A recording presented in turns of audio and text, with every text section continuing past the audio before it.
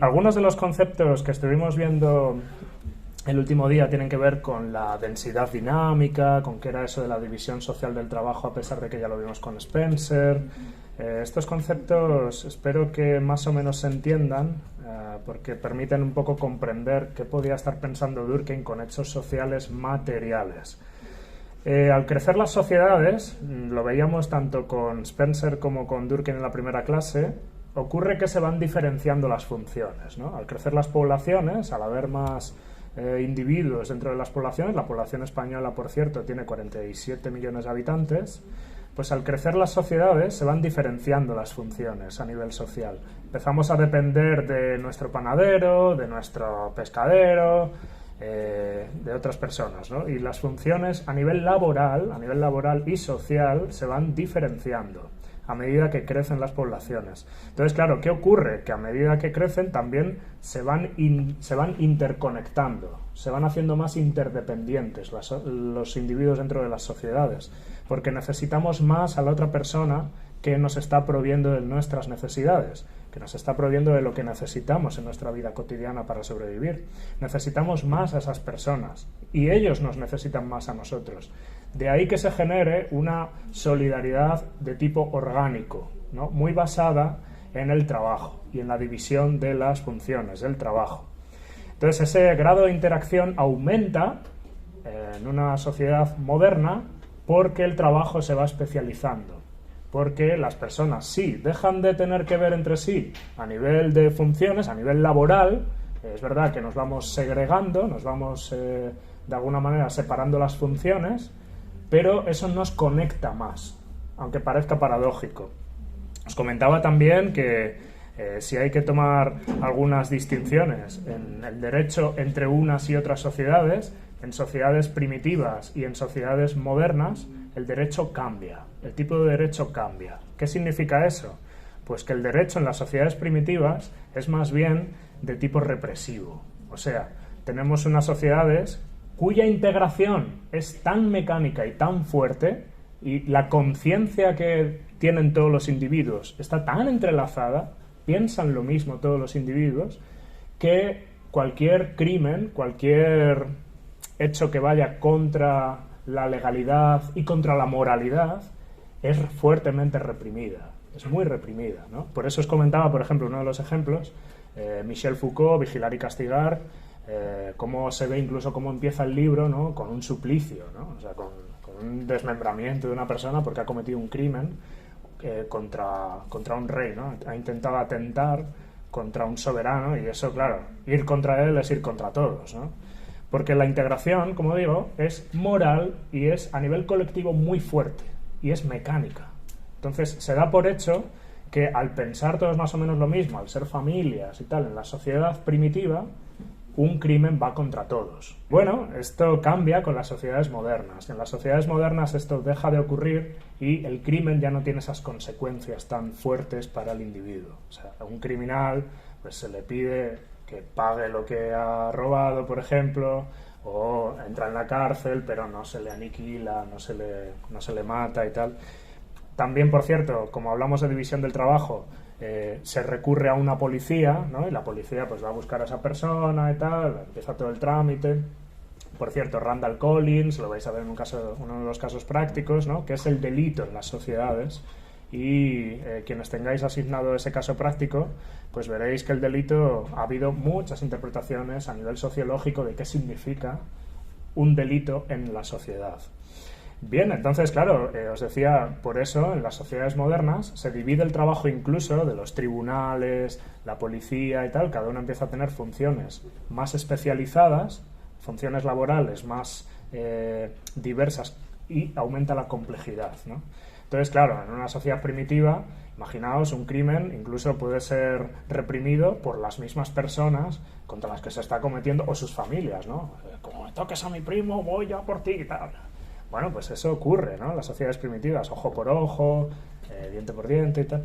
Bueno, esas cosas ocurren en las sociedades primitivas. En una sociedad moderna eso no ocurre. En una sociedad moderna lo que ocurre es que hay unos tribunales, todo está muy reglamentado, hay constituciones que dan pie a los derechos de los individuos y tal. Entonces, eso cambia, ¿no? Eso lo veis, por ejemplo, en una película que está ahora mismo en el cine, que os recomiendo mucho, es Holy Spider. Holy Spider, la araña sagrada, pues relata cómo en una sociedad donde la moralidad es tan fuerte como en Irán, pues ocurre que de repente surge un hombre, ¿no?, que está asesinando a prostitutas y se ve cómo la sociedad toma partido, ¿no? No os voy a hacer spoiler tampoco, pero es una especie de Jack el Destripador. Lo que pasa es que en Irán, ¿no? Jack el Destripador era básicamente un asesino en serie de la época victoriana en Inglaterra, en Londres, y se veía como este Jack el Destripador pues iba precisamente persiguiendo y asesinando prostitutas, porque claro, le parecía inmoral el trabajo de la prostitución.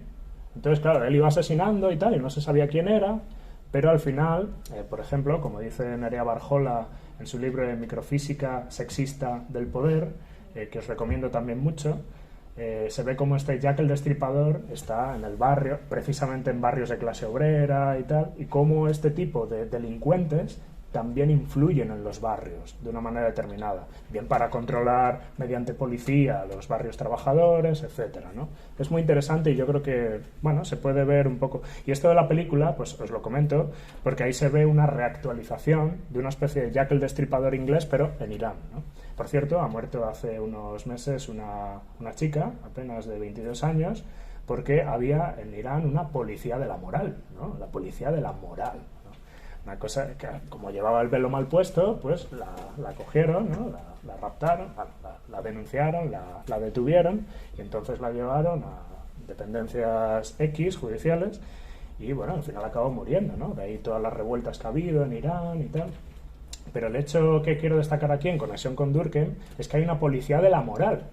O sea, es una cosa tremenda, ¿no? Y tiene que ver con las costumbres, con las normas sociales, etcétera, que las personas tienen que cumplir sí o sí en sociedades primitivas. Porque un delito como llevar el velo mal puesto afecta a todos y todas. No puede ser, es una inmoralidad. La prostitución es otra inmoralidad, ¿no?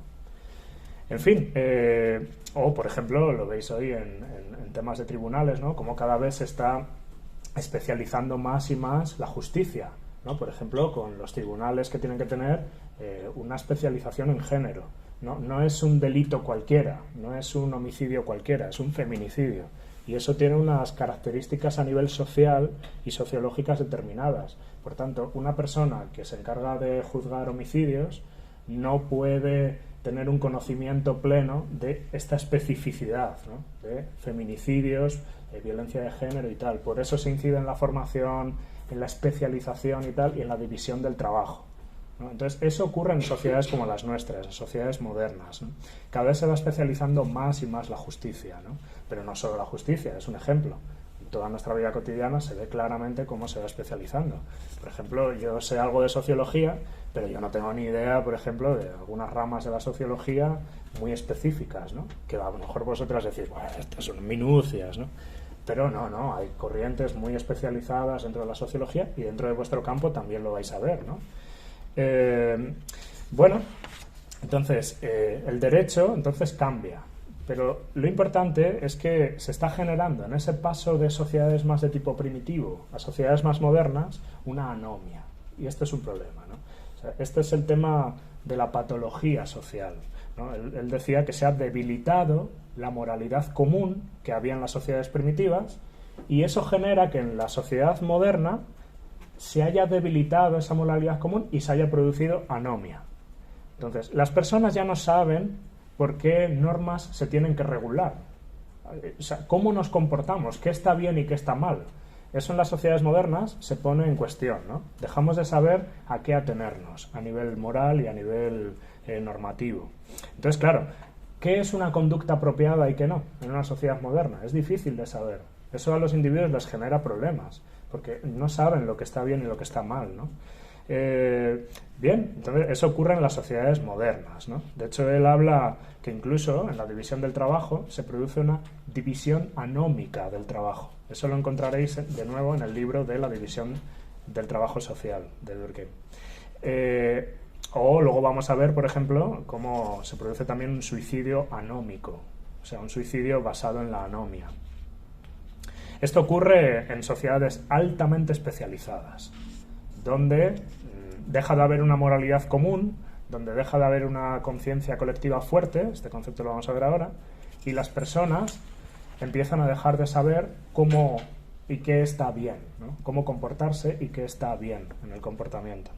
Entonces, eso nos lleva a ver los hechos sociales inmateriales, ¿no? Esta división, que es casi más pedagógica que otra cosa, que os comentaba el otro día, entre hechos sociales materiales y hechos sociales inmateriales. Los importantes para Durkheim, por cierto, son los inmateriales. Los inmateriales son los que le interesan de verdad, ¿no? La moralidad como el más general, luego vendría como uno más específico la conciencia colectiva, a continuación representaciones colectivas y a continuación corrientes sociales. Conciencia colectiva. ¿Qué es la conciencia colectiva para Durkheim? Él cree que es el conjunto de creencias y sentimientos comunes. O sea, aquello que sentimos y creemos en común, ¿no? Bueno, este concepto se puede decir que es un poco abstracto, general y tal. De hecho, lo trabaja en alguno de sus libros, pero luego ya parece como que lo abandona, ¿no? Se deshace de él. Pero es interesante porque en una sociedad primitiva, de tipo más primitivo, la conciencia colectiva suele ser fuerte, muy fuerte. Entonces, creemos y sentimos más o menos igual, ¿no? Cuando vemos un delito, por ejemplo, creemos y sentimos que eso es un delito efectivamente. Y es fuerte lo que estamos sintiendo, y por eso la integración es tan fuerte en sociedades primitivas y es mecánica, porque intuitivamente casi sabemos qué es lo que está bien y qué es lo que está mal en una sociedad primitiva. Pero en una sociedad moderna ocurre que esto ya no está tan claro. Las sociedades dejan de tener una conciencia colectiva fuerte, empieza a debilitarse la moralidad común.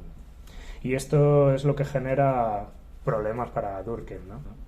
Estos crímenes, vimos con el caso Dreyfus, por ejemplo, estas injusticias a nivel social, tienen causa en ese debilitamiento de la moralidad colectiva. Entonces, esa conciencia colectiva, entonces, deja de ser fuerte en las sociedades modernas. Pero eso no significa que tengamos que desintegrarnos y conformarnos con la desintegración social. Se trata de construir otro tipo de integración en las sociedades modernas.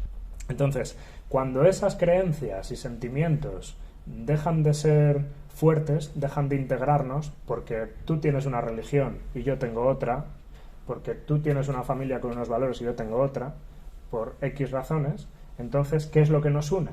¿Qué es lo que realmente nos une a las personas que vivimos en estas sociedades? Pues tiene que ser otra cosa lo que nos una, ¿no? Y tiene que estar basada en lo laboral. El concepto de representaciones colectivas, un poco más concreto que el de conciencia colectiva, él lo entiende como el producto de una inmensa cooperación, dice él, ¿no? Las representaciones colectivas son el producto de una inmensa cooperación.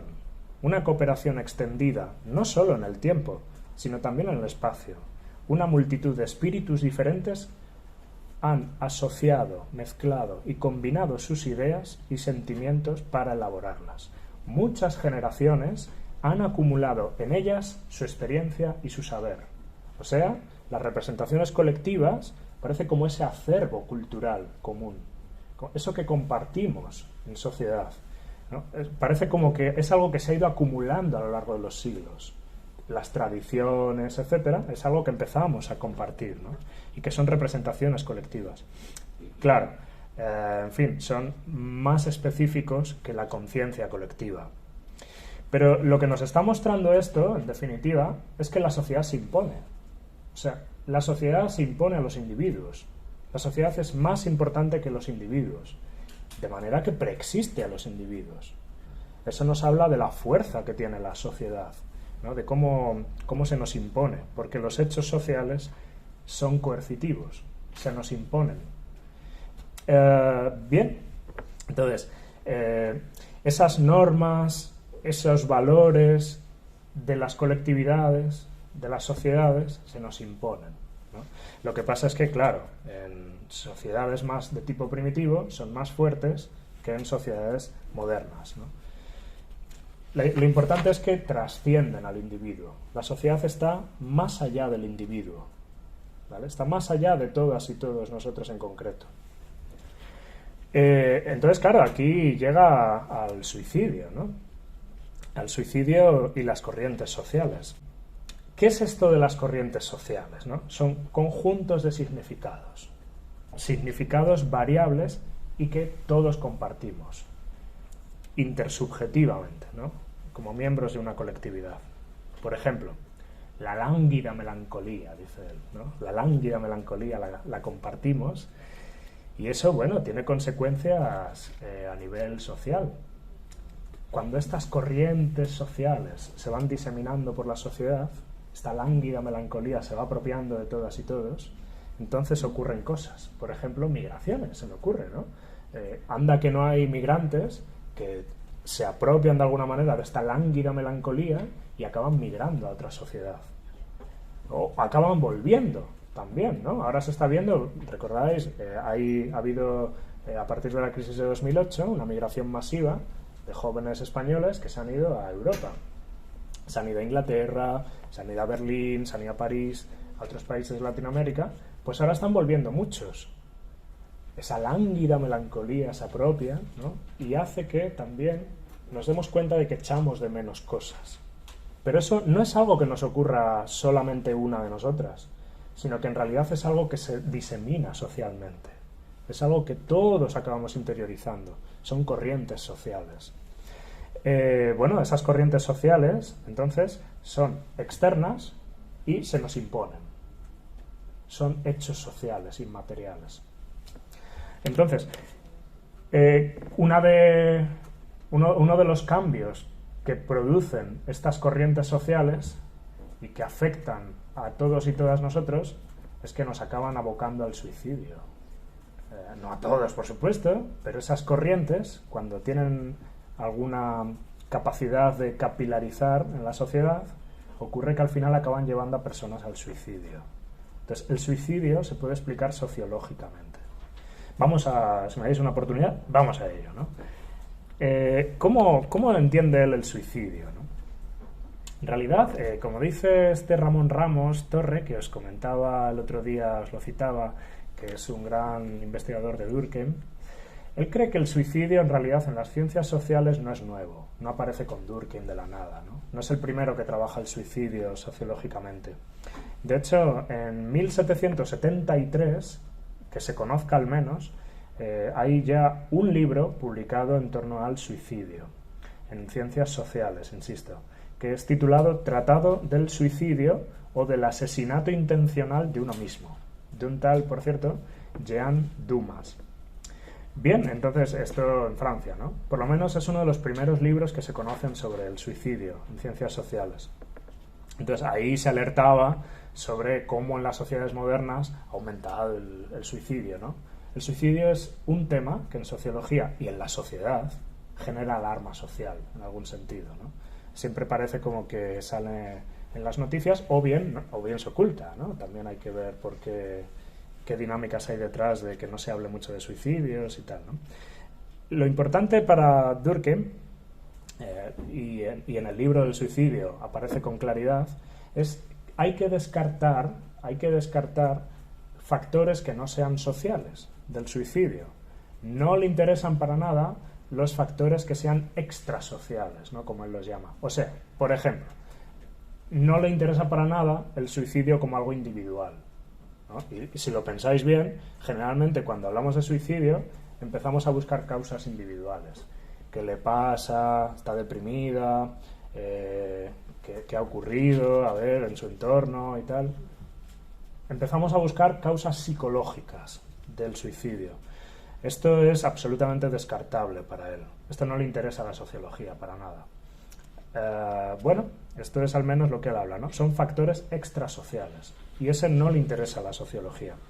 Esos factores biológicos, psicológicos, o incluso el clima, ¿no? También se trataba de explicar a veces el suicidio por el clima, ¿no? El buen tiempo nos lleva a que nos suicidemos menos y tal.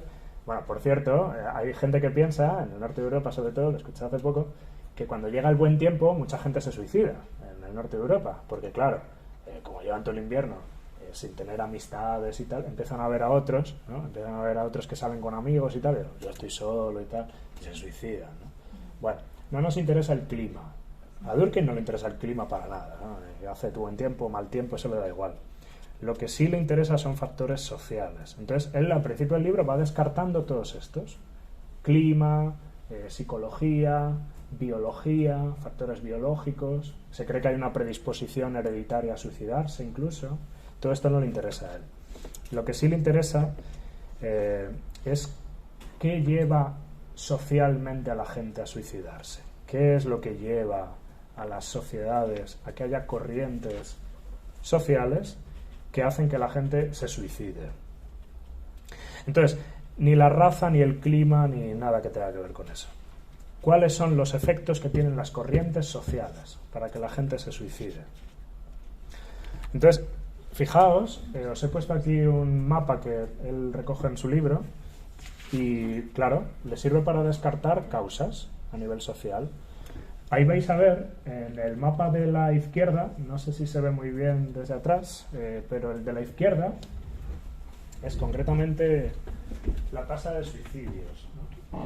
Si os fijáis bien, se concentra más bien el suicidio en torno a la parte de París, alrededor y tal, pero también en la parte del sur de Francia, en el sur mediterráneo, ¿no? Ahí es donde, en esas zonas, donde más aumenta el suicidio.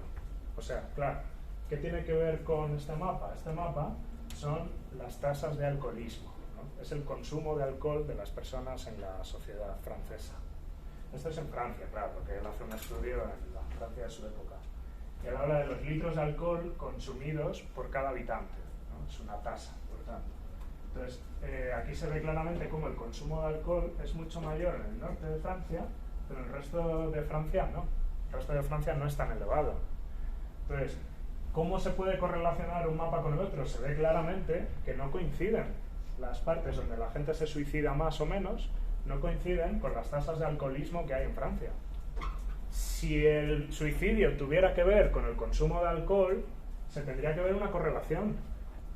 Pero no se ve la correlación a nivel cuantitativo.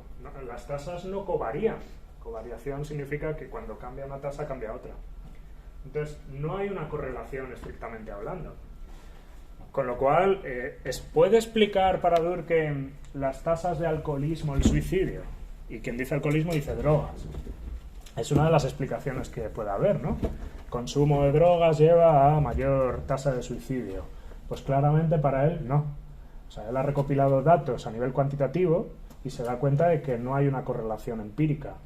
Por cierto, la sociología en Durkheim es empírica por este tipo de cosas, porque recopila datos a nivel social, a nivel sociológico, para intentar explicar sus teorías a nivel sociológico. Entonces, ahí se ve claramente cómo no hay una correlación, cómo no correlacionan estas dos variables. Aquí tenemos dos variables. 1, tasa de suicidios. 2, tasa de alcoholismo. Y se ve claramente cómo el suicidio no correlaciona con las tasas de alcoholismo. Entonces, no concomitan, ¿no? Diría él, no son concomitantes. Bueno, ¿qué es lo que le permite a él explicar esto? Pues para él hay 4 tipos de suicidio, fundamentalmente.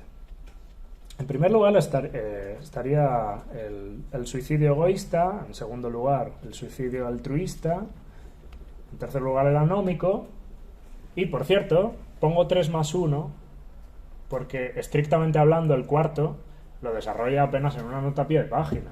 O sea, luego la veremos, pero es una nota a pie de página de todo su libro, ¿no? En fin, bueno, ahora lo veremos. Lo que le interesa es ir descartando explicaciones de por qué la gente se suicida. Una de las explicaciones que también tenía mucho peso en la época era la de un tal Gabriel Tarde. Gabriel Tarde era un sociólogo o psicosociólogo, si queréis, del siglo XIX. Es otro de esos fundadores de la sociología, pero está más reconocido desde la psicosociología, la psicología social. Por cierto, la psicología social, si recordáis el vídeo de Psicópolis, es de psicología social. O sea, realmente él, si os fijáis al principio, el profesor está explicando teorías psicosociales. ¿Os suena, por ejemplo, una de las que comentaba él, que es el de la cárcel de Stanford y sobre todo el del experimento de Milgram. ¿Os suena el experimento de Milgram? Como un científico que está... o sea, es un experimento social, ¿no? Y claro, pues van metiendo personas para hacer test, ¿no? No os preocupéis que yo en el tipo test no os voy a aplicar descargas eléctricas ni nada por el estilo cuando falléis, pero se trataba un poco de experimentar con estas personas que iban entrando como sujetos experimentales en un laboratorio falso y entonces, claro, pues le decían, a ver, cuando falle una pregunta, una respuesta el sujeto entrevistado, tienes que aplicarle una descarga eléctrica que va aumentando cuantas más falle, ¿no? Entonces las personas, se supone, era falso, insisto, que iban memorizando de alguna manera las respuestas que les iba dando el científico.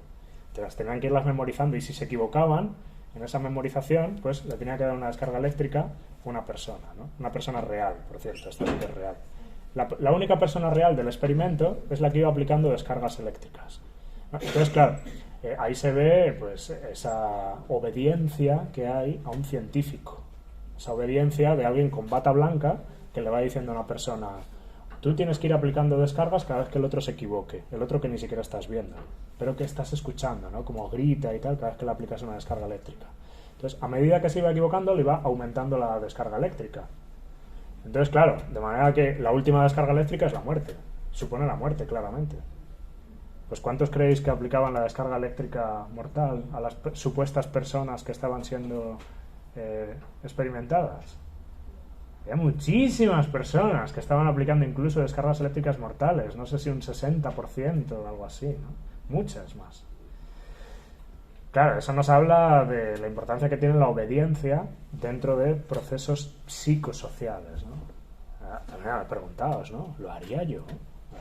¿Haría esto, ¿no? Por obediencia a un científico que me está diciendo que esto es un experimento, no te preocupes, tal. No, si no sufre. Pues al final estas personas acaban aplicando una descarga fuerte. Por cierto, este experimento se reprodujo después en otro contexto y se vio un poco lo mismo, solo que había aumentado más el número de personas que aplicaban descargas eléctricas mortales, ¿no? Lo cual es preocupante. Pero bueno, en fin, esto son cuestiones de psicosociología, ¿no? Entonces, una de las teorías psicosociológicas de la época era la de Gabriel Tarde. Él hablaba de imitación. O sea, en las sociedades tendemos a imitar comportamientos de otros. Entonces, si una persona se suicida, ¿esta teoría permite decir que otros se van a suicidar por imitación a nivel social? Para Durkheim, no. No puede ser. La explicación que da es, si esto fuera así, si la teoría de la imitación del suicidio basada en Gabriel Tarde fuera cierta, entonces veríamos cómo en países vecinos habría más gente que se suicidaría, por ejemplo en la frontera, ¿no? En otro país. Pero Durkheim se pone a investigar esto y se da cuenta de que no, que en realidad no se suicida más gente al lado de las regiones vecinas donde hay más gente que se suicida, ¿no? En el mapa lo veis. Bueno, como explicación, la verdad, como argumento es un poco mediocre, ¿eh? ¿Qué queréis que os diga? Pero bueno, es interesante porque trata de discutir otras teorías que permitirían explicar el suicidio. Pero él se da cuenta de que no. En realidad, él dice entonces, hay una explicación del suicidio que tiene más que ver con la integración social y con la regulación social. Esta es la explicación a la que él le da importancia, ¿no? La gente tiende a suicidarse más o menos en función de si las sociedades están más integradas o menos, por un lado, y en función de si la regulación social es más o menos alta. Por cierto, la regulación es algo que a Spencer le repelía. La regulación, ¿no? ¿Qué es eso de regularlas? No hay que regular nada. No hay que intervenir ni hay que regular. Lo importante es que se deje al libre albedrío a las personas, ¿no? Recordar con Spencer. Entonces, para él, es todo lo contrario. La regulación, al ser fuerte, produce unas consecuencias probablemente mejores que en una sociedad menos regulada. Vamos a verlo con calma. Él asociaba los 4 tipos de suicidio a estos 2 factores. la integración social y la regulación social. Y en función de si es alta o baja, cada una de ellas, se produce un tipo de suicidio u otro. La integración se refiere concretamente al grado en que se comparten esos sentimientos colectivos. Entonces, es importante esos sentimientos que se diseminan en la sociedad. Si todos estamos de acuerdo con esos sentimientos colectivos, se produce una alta integración. Por eso en las sociedades primitivas, como esos sentimientos son muy compartidos en general, saben bien lo que es un crimen y lo que no, porque piensan más o menos, sienten más o menos igual, entonces la integración es muy fuerte en las sociedades primitivas, mientras que en las sociedades modernas tiende a ser más y más baja. Pero si es fuerte, se produce un tipo de suicidio que no es el mismo que si es menos fuerte, que si es débil. Por ejemplo, el suicidio altruista. El suicidio altruista tiene que ver con un alto grado de integración social. Pero el egoísta, sin embargo, el suicidio egoísta, tendría que ver con un bajo grado de integración social. Lo vamos a ver con más calma. ¿Y qué es la regulación para él, por cierto? Sería el grado de constricción. El grado de regulación es el grado en que nos constriñen las estructuras sociales y esos sentimientos colectivos. ¿Cuánto nos constriñen? ¿Nos constriñen mucho o poco? Por cierto, el suicidio fatalista se produciría con una alta regulación. En síntesis, entonces, el suicidio se trata de explicar en función de las variaciones de las tasas de suicidio. O sea, Durkheim trata de explicar cómo varían esas tasas de suicidio y por qué varían. Esta es una cuestión importante, ¿no? Y para eso se da cuenta de que tiene que hablar de factores sociales. La sociedad se explica por la sociedad misma. No podemos recurrir a otros factores que no sean sociales. Ni clima, ni la herencia, ni la raza, ni nada de eso. Por cierto, la raza a día de hoy también se podría considerar un factor social, pero bueno, para Durkheim no lo era, porque la raza lo entendía como algo biológico y tal. Bueno, vamos con calma entonces. El suicidio egoísta, que sería el primero que él menciona, se produciría con una integración baja, con una integración social baja. Entonces, esas altas tasas de suicidio egoísta se dan en sociedades donde el individuo apenas está integrado.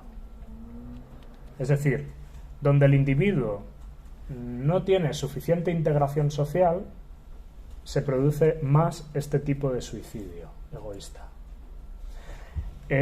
¿Por qué?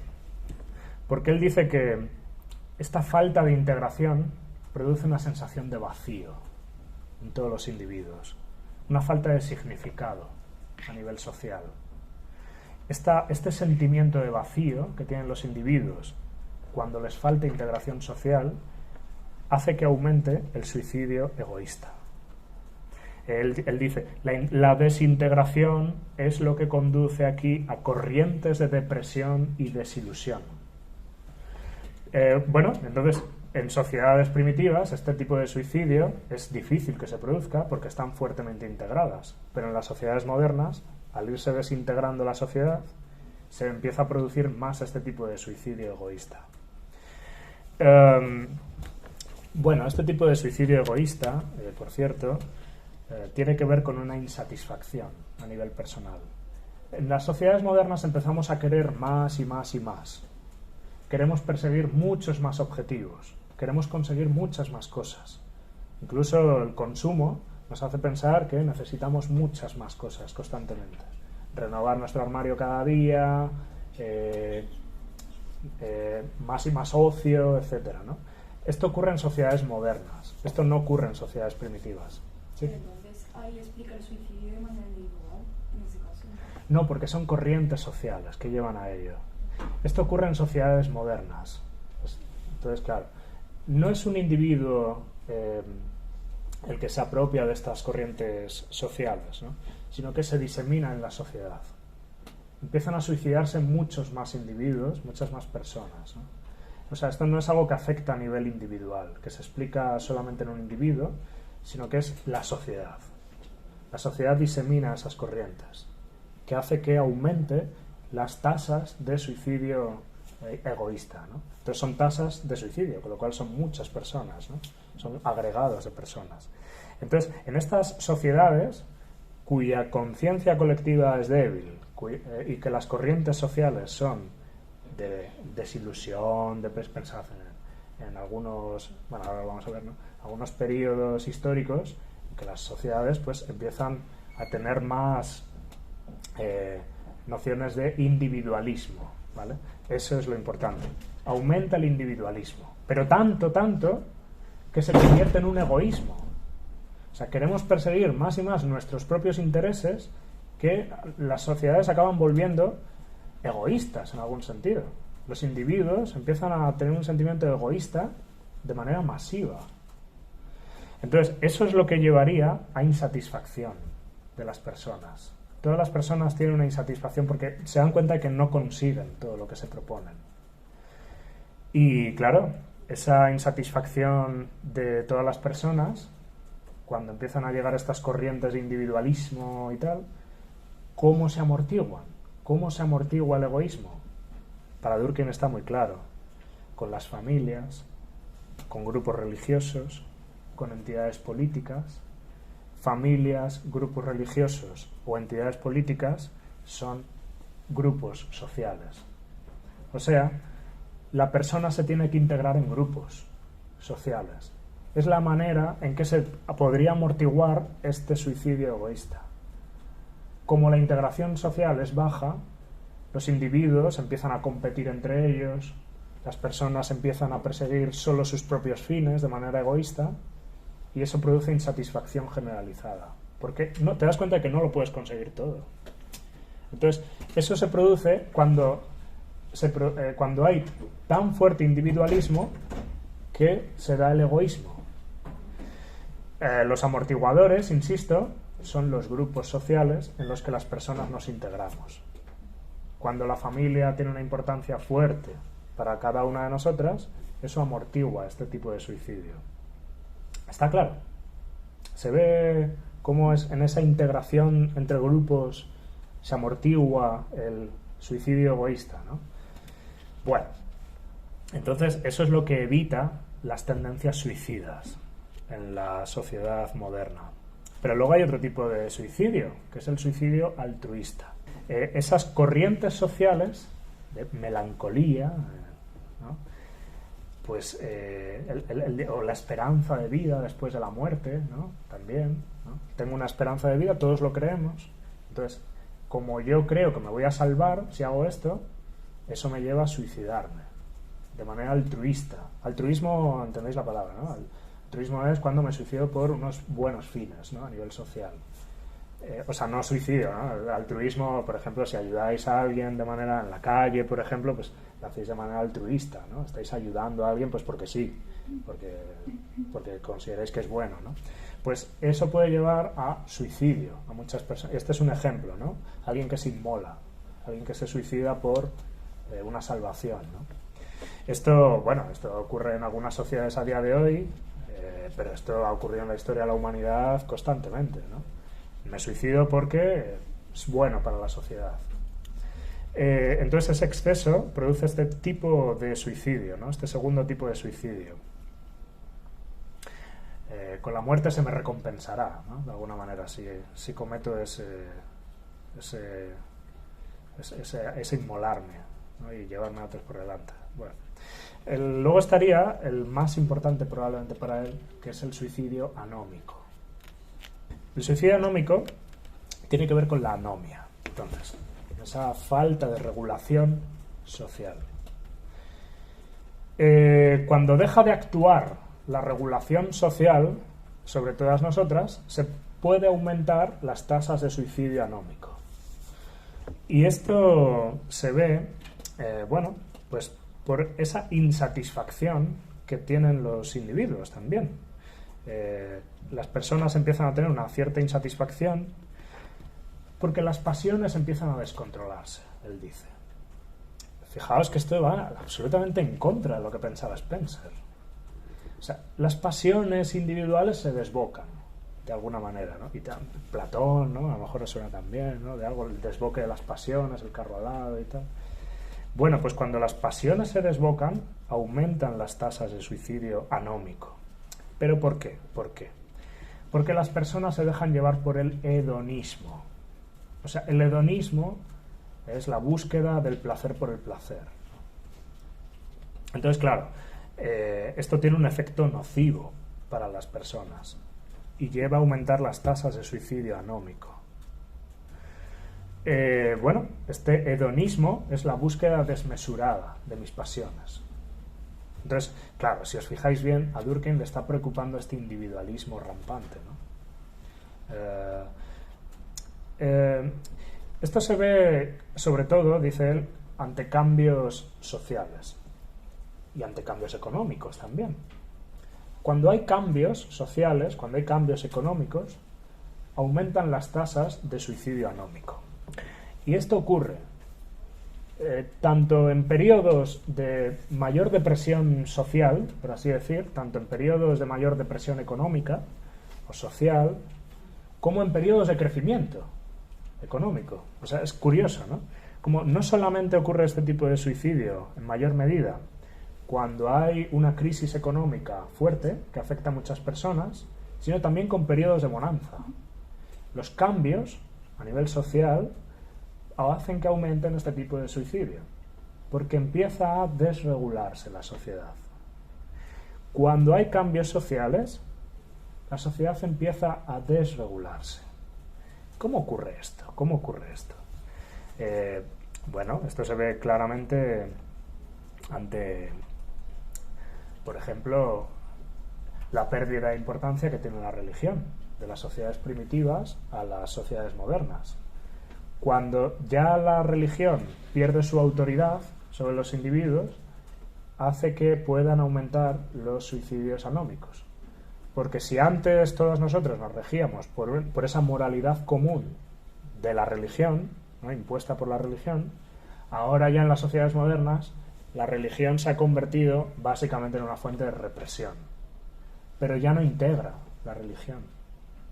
La religión ya no consigue imponerse a los individuos ni integrarlos, sobre todo.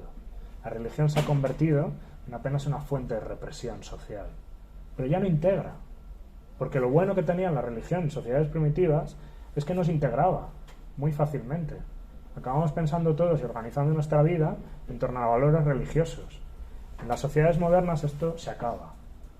Y claro, cuando se acaba esta regulación y, si queréis, de las normas de la religión, entonces, ¿qué ocurre? Que hay muchas personas que dejan de sentir que forman parte de algo, ¿no?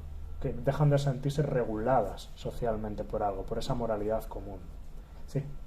¿Y podría pasar, por ejemplo, en sociedades acostumbradas a dictaduras que dejasen de serlo de repente? Es un buen ejemplo. Sí, podría ser, porque hay un cambio social importante y un cambio político importante, ¿no? Preguntaos, por ejemplo, cuando se acabó el franquismo, si veis los documentales de la época, y hay uno de Cecilia Bartolomé, que es, yo creo que importante, ¿no? En este documental pues se ve qué pensaba la gente, ¿no?, en la transición, qué pensaba la sociedad. La muerte de Franco, ¿qué vamos a hacer sin Franco? Por favor, no vamos a suicidémonos, por favor. Claro, ¿qué va a pasar tras la muerte de esa persona que está regulando excesivamente la vida de los individuos, ¿no? Y es verdad que eso hace que aumente la tasa de suicidio anómico, ¿no? Porque las personas dejan de sentirse integradas y reguladas, sobre todo reguladas, ¿no? Esa regulación que ejercía una dictadura, un control político y militar fuerte, lleva a las personas a unas corrientes de hedonismo. De hecho, una de las preocupaciones de Franco y de su gobierno y tal era bueno, ¿qué va a pasar? Ahora se van a desbocar todos, ¿no? Españoles, ¿no? De hecho, el documental este de Cecilia Bartolomé se titula No se os puede dejar solos, ¿no? Entonces, claro, eso habla un poco de la sensación de excesiva regulación para que las personas tengan sentido sus vidas, ¿no? ¿Qué ocurre cuando esto se acaba? Pues que se produce un cambio social muy fuerte. Y eso puede llevar a aumentos de suicidio anómico. Claro, esto es fácil de ver también, por ejemplo, en una crisis económica, ¿no? Porque, como diría Gramsci, lo viejo no termina de morir y lo nuevo no termina de nacer. Entonces, en esos periodos de cambio social se produce una desregulación de la vida de las personas. Eso se ve, como digo, en periodos de depresión, pero es más difícil de ver quizá en periodos de crecimiento económico, ¿no? Sí. Esto sería, por ejemplo, lo que ha pasado en el COVID, ¿no? Pues sí, es otro muy buen ejemplo, porque de hecho se está estudiando ahora, aquí en la Complutense, de hecho, ha salido un estudio que lo han presentado hace un mes apenas, de cómo a partir de la COVID ha aumentado las tasas de suicidio. Aún así no llegamos a la tasa establecida por la OMS, que es como, no, si os pasáis de aquí, no, esto es muy mal, tenéis que actuar fuertemente en los países y tal, pero llegaba a un 8 ya casi por ciento, alrededor de 8 por cada 100.000 personas. Por cierto, no lo hemos visto ahí, pero en el mapa se ve como el suicidio se mide por cada 100.000 personas. De manera que cuando hablamos de hay una tasa de suicidio de 8, es de 8 personas por cada 100.000.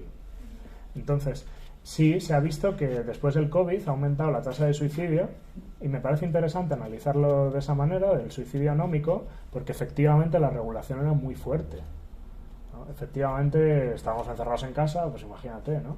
Los chinos, por ejemplo, ¿no? El gobierno chino, pues, vuelta todos a casa otra vez, ¿no? Encierro y tal.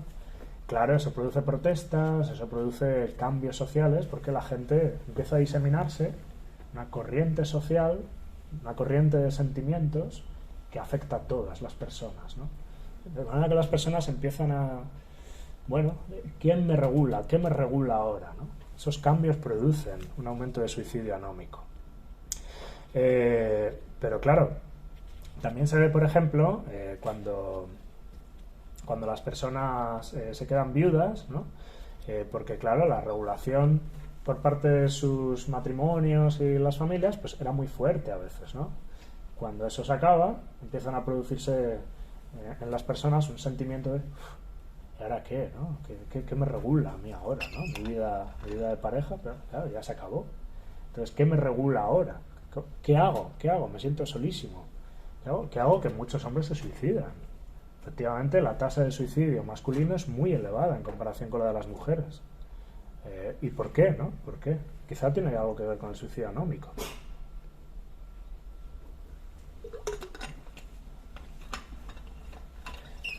Entonces, básicamente, esas estructuras que regulaban la vida social se deshacen, se licúan, sobre todo en las sociedades modernas, donde la gente empieza a divorciarse más, donde se empiezan a producir cambios económicos. La modernidad es crisis.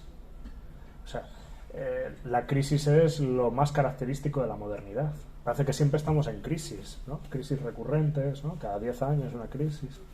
Estos periodos de crisis pueden explicar para Durkheim el aumento de suicidio anómico. O, por ejemplo, claro, os decía, hombre, esto puede ser más fácil de ver con una depresión económica, pero ¿cómo se ve esto con un crecimiento económico, ¿no? Imaginaos que os toca la lotería, por ejemplo. ¿Qué haríais si os toca la lotería? Pagarme la universidad. Pagarte la universidad. Claro, las becas no llegan y tal. Claro. Pagaros la universidad y ¿qué más cosas haríais? No sé. Quedarme en Madrid, o sea, pagarme la estancia en Madrid también. No sé. O sea, sobrevivir. Yo invierto una parte, aprovecho. Invierto una parte, no todo. Invertir. En bolsa y tal. Bueno, tú ya estás mentalidad capitalista, ¿no? Voy a explotar a no sé cuánta gente, voy a tener un ejército de trabajadores ahí a mi cargo y tal. Espera, que es la lotería, que no es las finanzas. Pues eso, cuando a alguien le toca la lotería, por ejemplo, empieza a pensar, bueno, ¿y ahora qué? ¿No? ¿Qué hago ahora? ¿Qué hago ahora? Que me divorcio, me voy a vivir a China o a otro lugar, ¿no? Me voy a una isla paradisíaca, hago lo que sea, ¿no? Pero claro, eso tiene consecuencias en la vida social, Porque de repente, de haber pasado un contexto regulado, un contexto donde sabes qué esperar en tu vida cotidiana y donde tienes contacto con unas personas que regulan de alguna manera tu vida social, pasas a un contexto donde, ¿ahora qué hago? ¿No? O sea, sí, ¡ay, qué feliz soy! En mi imaginación soy muy feliz ahí en una isla perdida, ¿no? Pero luego llego allí y digo, ¿y ahora qué hago? O me voy a Madrid, ¿no? A las personas que hayáis venido de fuera, la modernidad, esto es la modernidad, ¿no? De venir de un contexto donde hay silencio, donde, bueno, es una sociedad más primitiva, si queréis, ¿no? De repente la modernidad, la multi-excitación, ¿no? De todos los estímulos que nos llegan, ¿no? Llegas a Atocha y te habla un hombre así como próximo tren, no sé qué, y tal, el ruido y tal, ¿qué hago aquí? Me roban, ¿qué ocurre, no? Te sientes perdida, porque antes tu vida estaba muy regulada, ya sabías más o menos lo que esperar, lo que te va a ocurrir y lo que puedes esperar de otros.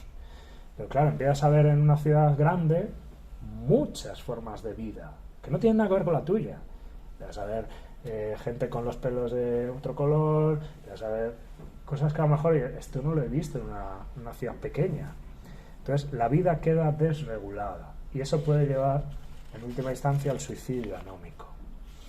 Pero claro, eso puede ocurrir por periodos de bonanza como por periodos de depresión económica.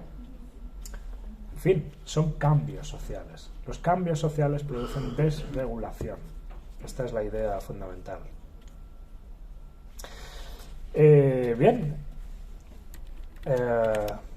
Y el último tipo de suicidio... por cierto, una cosa antes de pasar al último tipo. Para Durkheim, en el suicidio, las personas casadas se suicidan menos que las personas solteras, ¿no? Esta es otra de las cuestiones que está ahí. Porque la regulación es fuerte dentro del matrimonio, sabes bien qué esperar. En cambio, ante la viudez o la separación o tal, la gente se suicida más. La gente se suicida más porque deja de estar regulada su vida por una institución como el matrimonio.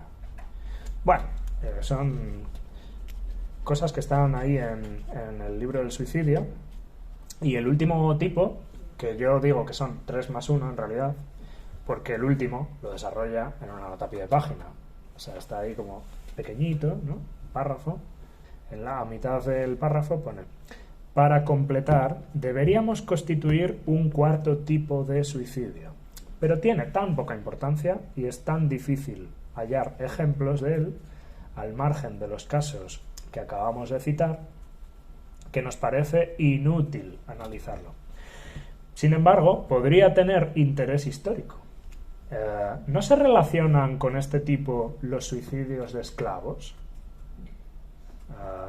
Supuestamente frecuentes en ciertas condiciones, y todos los que en una palabra pueden ser atribuidos a las intemperancias del despotismo material o moral.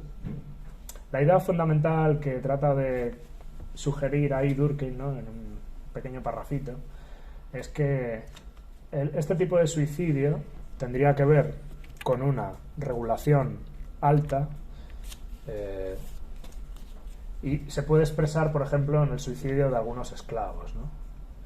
Bueno, esto lo comenta él con algún interés histórico, ¿no? Cómo estas personas que entienden que nunca van a ser libres, nunca van a escapar de esa opresiva regulación, pues se suicidan, porque no tiene ningún sentido su vida.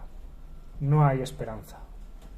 El sentimiento de esperanza no puede darse si tú prevés que tu vida va a ser de esclavitud total, ¿no?, durante toda tu vida y que no hay escapatoria.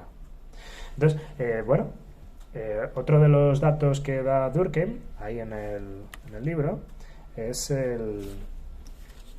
que los católicos y los judíos, o sea, por religión, con lo cual otro hecho social, otra explicación social, los católicos y los judíos se suicidan menos que los protestantes.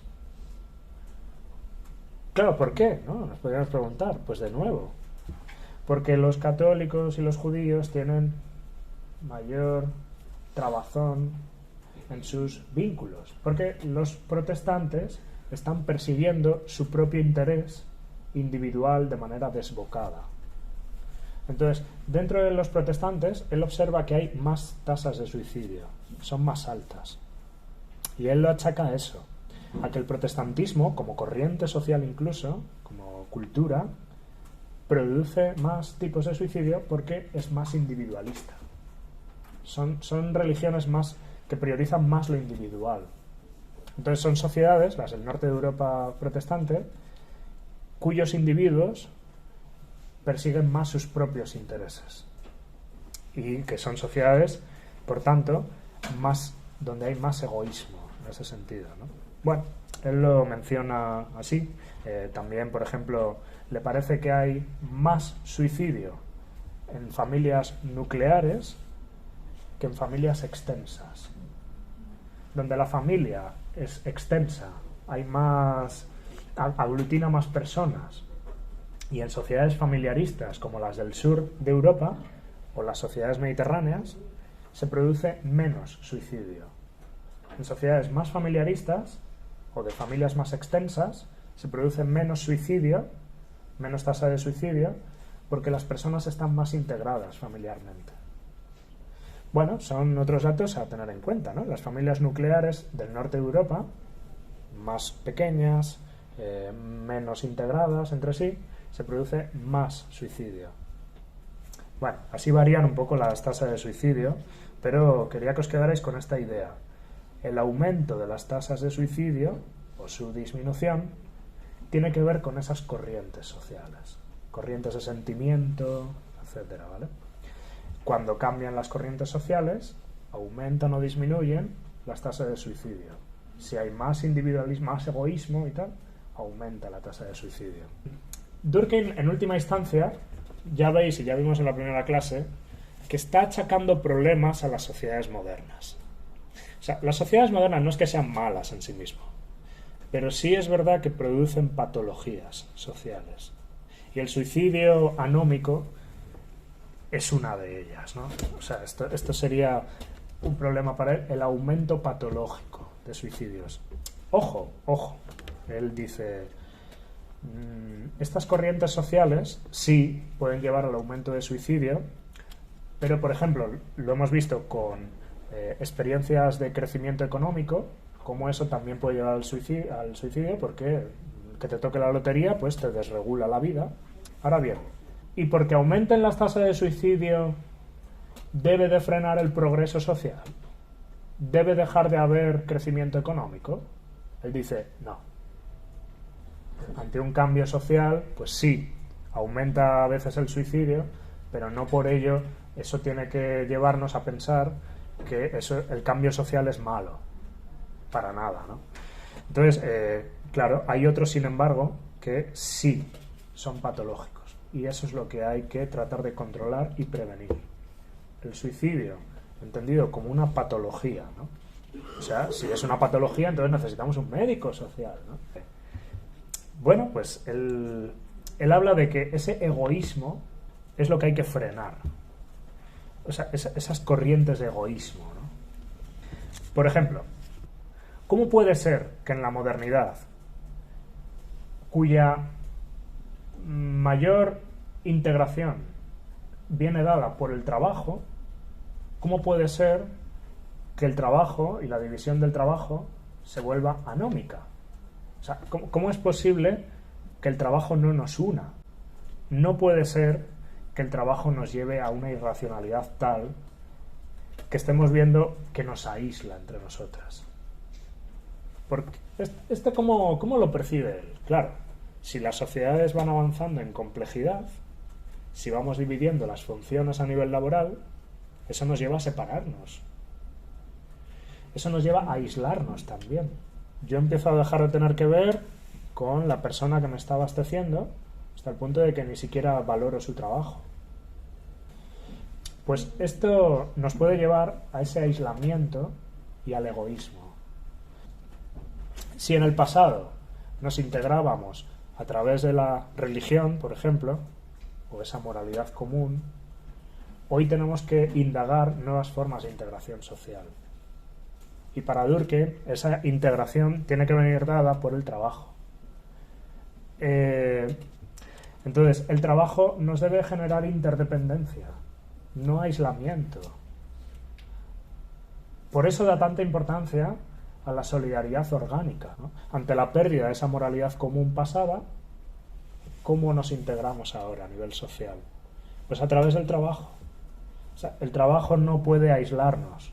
Y claro, si pensáis bien, con los ordenadores y tal, estamos en casa, ¿no? Y estamos aislados del trabajo, el del resto de trabajadores. De esa manera, pues hace que ni siquiera conozcamos a los compañeros de trabajo. Estamos cada vez más aislados, si os fijáis bien. Entonces, a veces es una forma de resistencia el unirnos. De resistencia porque, en fin, Marx ya lo decía, el sistema capitalista tiende a separarnos, tiende a fragmentar las sociedades. Porque es mejor tener individuos que no puedan defenderse por ellos mismos a tener colectivos que defiendan sus derechos en común. Claro, ¿qué ocurre en la modernidad? Que nos fragmentamos, se disocian las sociedades, nos disociamos de las funciones de otra persona, no tenemos ya nada que ver con ellas. ¿Cómo volver a unir la sociedad? Bueno, no tenemos que volver al pasado, no es necesario. Pero había muchos en la época que sí pretendían volver al pasado, una reacción, ¿no? Son reaccionarios. Lo que hace falta aquí, diría alguno, es patria, monarquía y Dios, ¿no? Ya está, en fin, ya con eso ya se solucionan los problemas y todos integrados, ¿no? Ya está, uniformidad para todos. Esa no es ninguna solución. Hay personas que piensan que cualquier pasado era mejor que el presente. Y entonces tenemos que volver a él. Para Durkheim, no podemos volver al pasado. Pero tampoco, dice él, tampoco se trata de ir a la lucha de clases, porque ya hemos visto que las consecuencias de las revoluciones son catastróficas. Violencia colectiva, más desintegración social. La lucha de clases lleva a eso. Entonces, él no propone ni una cosa ni la otra, ni volver al pasado, ni irnos a una solución de lucha de clases. Todo ello no sirve para reunificar a la sociedad, ni la restauración ni la revolución, si queréis. ¿Cuál sería la fuente de cohesión social, por tanto, para él? Bueno, por un lado, él habla de asociaciones profesionales, ¿no? O sea, no sindicatos, sino asociaciones profesionales que integren a los empresarios y a los trabajadores. Esa sería una de las soluciones en el trabajo. Asociaciones intermedias. Ni sindicatos que protejan el derecho de unos pocos o sus reivindicaciones, de una parte de ellos solamente, o por ejemplo, o la patronal, ¿no? Que solo defiende los intereses de los empresarios, sino asociaciones que unan a todos ellos. La idea es buscar esa integración en lo laboral, integración en las fábricas, ¿no? Generar algún tipo de asociación que una a todos. Bueno, ese es el gran objetivo que tenía él, ¿no? Porque eso es lo que generaría una nueva moralidad común basada en lo laboral que integre la sociedad y que contrarreste la atomización, ¿no? O sea, la atomización me refiero a somos átomos, ¿no? Que no tenemos nada que ver con los otros. Somos amebas, si queréis. Bueno, se trata de evitar eso, ¿no? Entonces, está claro que él está huyendo del egoísmo, ¿no? Esa es una de las cuestiones que están ahí. El egoísmo que ha producido la modernidad no es bueno. Ha llevado a patologías sociales. Y esos impulsos hay que frenarlos. Otra de las soluciones que él propone sería la religión, por cierto. Y aquí nos vamos ya, para terminar con la clase de hoy, al último de sus grandes libros, ¿no? Que sería de 1912, Las formas elementales de la vida religiosa. Bueno, ¿cómo la entiende él la religión? Como una religatio. O sea, la religión, el concepto de religión, la etimología, proviene de religar, ¿no? Religare. Se trata de volver a ligar de nuevo a las personas.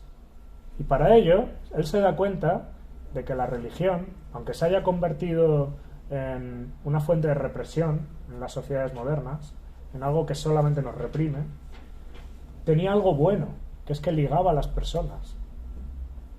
O sea, generaba cohesión social. ¿Cómo recuperar algo de eso?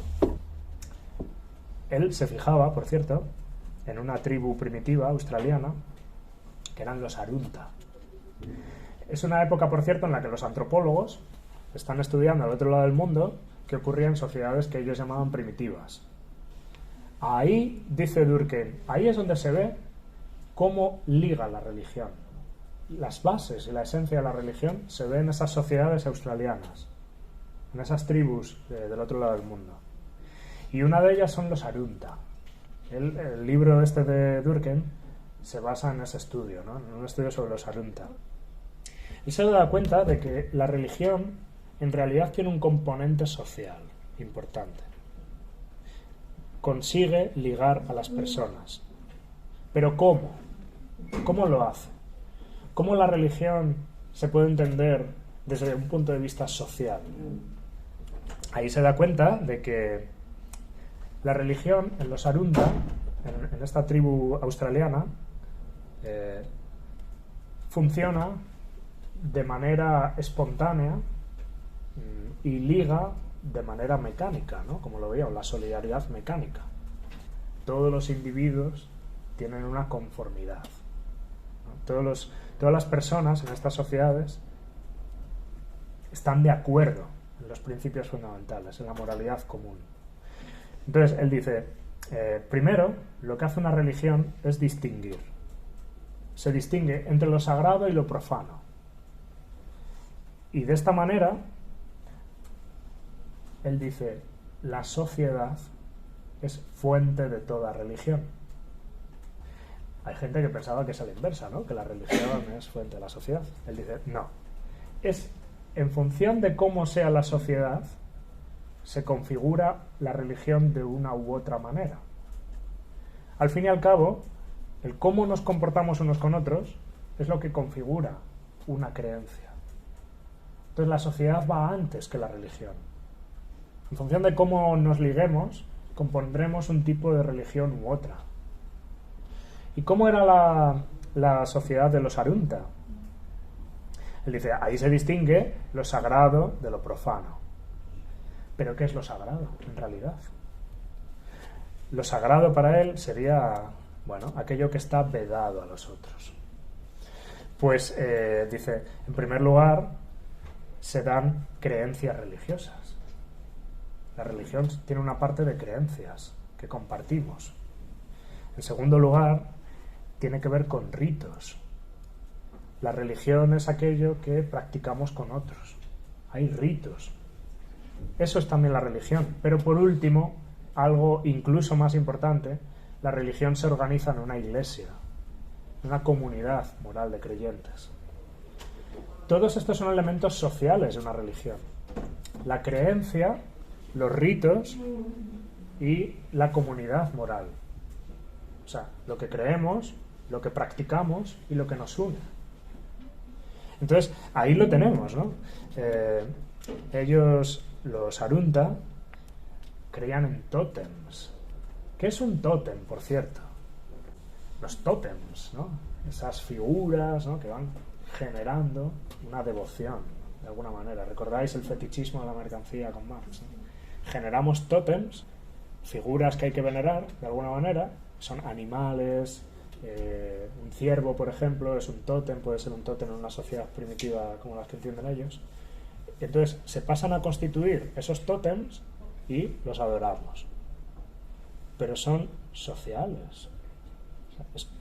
¿Qué entiende una sociedad por algo divino?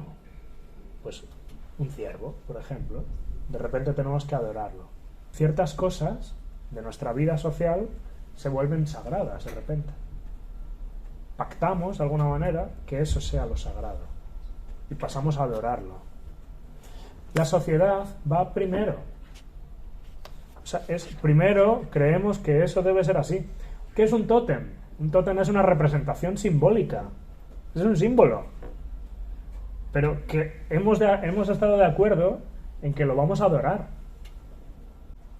No hay nadie que nos lo imponga. Somos nosotras mismas quienes lo imponemos. Entonces es la sociedad la que compone estos tótems y después pasa a adorarlos. Por tanto, cada símbolo caracteriza una sociedad. Unas sociedades creen que el ciervo va a ser su tótem, que va a regir las creencias de la sociedad y los ritos. Pero otra sociedad puede pensar otra cosa, que va a ser otro tótem distinto. Entonces, cada sociedad es sui generis, cada sociedad es particular. De ahí surge un tipo de religión u otra. Podemos cambiar los ritos religiosos. Podemos incorporar otras formas de entender la religión y que nos unan a todos. Entonces, cada sociedad es diversa. Cada sociedad tiene sus propios tótems y sus propias creencias religiosas. Y eso es lo que les integra. ¿Cómo componer entonces una nueva religión que nos... no sé en qué estáis pensando, pero... en fin, no estamos hablando de mesianismo y tal, ¿no? De un profeta, ¿no? Yo voy a tener aquí las tablas de la nueva ley y tal. No es eso. Sino que simplemente la sociedad, en función de sus creencias, en función de lo que compartimos, acaba creando sus divinidades, sus deidades, sus dioses, por así decirlo. Y entonces, si cambia la sociedad, cambiarán esos ritos, cambiarán esas creencias. Insisto en que la sociedad va primero. Podemos modificar la sociedad. De hecho, él habla. Él dice, ¿y cómo cambian los ritos y las creencias? Él lo llama efervescencia colectiva. Hay momentos en que la sociedad empieza a excitarse tanto que empieza a generar nuevos tótems. O sea, los tótems nuevos en la sociedad, o la religión en su conjunto, cambia con procesos de efervescencia colectiva, ¿no? Efervescencia como dinamismo, excitación fuerte y tal, ¿no?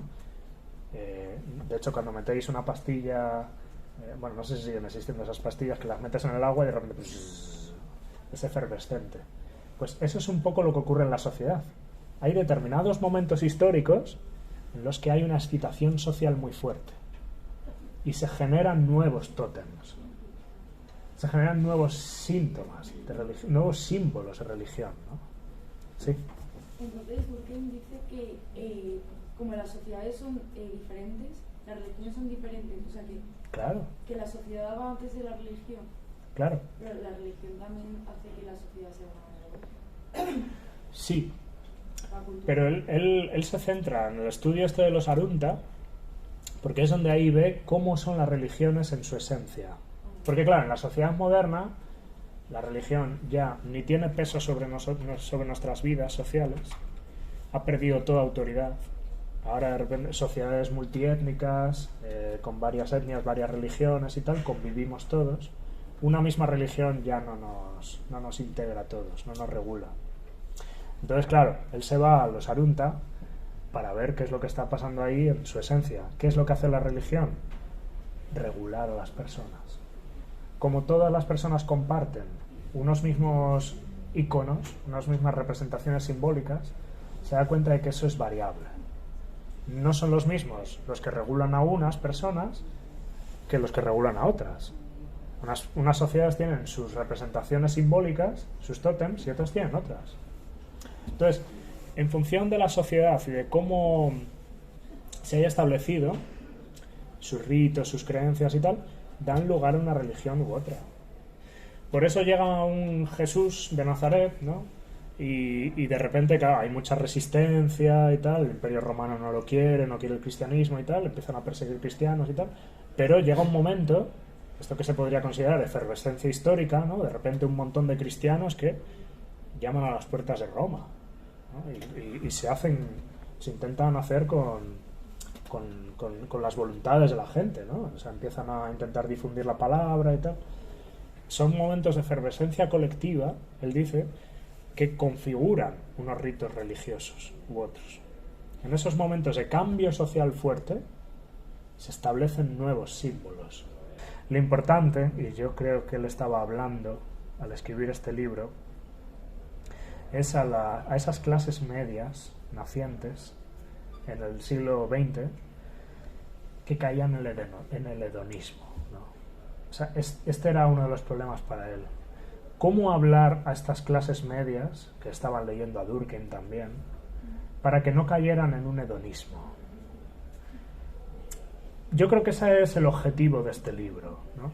Hablar a esas personas que creen que van a controlar la sociedad, por así decir, que van a estar en todas las instituciones, esa clase media, para que no entren en una mentalidad hedonista, para que no se dejen arrastrar por el egoísmo y por el hedonismo, para que no compitan entre sí, sino que se integren, para que se unan, para que haya solidaridad en las sociedades, para que no caigan en el utilitarismo, no utilizar a los demás. Esa yo creo que es la clave, ¿no? Vamos a repensar otras maneras de coaligarnos para no acabar con individuos que se impongan sobre otros por su propio egoísmo, ¿no? En una sociedad tan hedonista, tan individualista y tan egoísta, en fin, hay determinados problemas, ¿no? Conflicto, competencia excesiva, etcétera. Para él, el individualismo en sí mismo no es algo negativo. O sea, en realidad, él propone, de hecho, que las sociedades prioricen el individualismo, pero no un individualismo egoísta, sino unos derechos individuales. O sea, que las sociedades respeten los derechos individuales, pero que no se dé el egoísmo. O sea, el individualismo puede tener dos patas, ¿no? Cuando se respetan los derechos individuales de las personas, las sociedades han avanzado. Y ahí están todas las conquistas de nuestros derechos individuales. Pero puede llevar al egoísmo y al hedonismo exacerbados. De hecho, Spencer lo propugnaba, ¿no? Nada de intervención, ¿no? Cada individuo en sí mismo, fuera del Estado y tal. Para Durkheim esto no debe ser así. No debemos caer en el egoísmo, en el individualismo inglés también, que estaba en esta época rampante y que se ve en el neoliberalismo actual, ¿no? El individuo y sus familias, ¿no? Margaret Thatcher. Solamente el individuo y el egoísmo individual. Como estos economistas ingleses, veíamos con Spencer y con Marx, pensaban que el equilibrio va a llegar por el egoísmo individual. Si yo soy más egoísta, le va a ir muy bien a la sociedad en su conjunto. Esto está generando muchos problemas. En fin, tenemos un Durkheim, para ir cerrando aquí la sesión de hoy, tenemos un Durkheim que sí está priorizando esos hechos sociales, esas estructuras sociales, que a veces incluso determinan demasiado la vida individual. No obstante, la sociedad moderna y su individualismo no es algo malo en sí mismo, sino que lo importante es que las personas no persigan solamente su propio fin a nivel egoísta, sino que se realiguen, se realigan, ¿existe la palabra? Realigarse, coaligarse, religarse, se religuen de nuevo, pero con otras maneras, ¿no? Mediante el trabajo y mediante una nueva manera de entender la religión, que, por cierto, para él tiene que ver con el laicismo. Estamos en Francia, por cierto.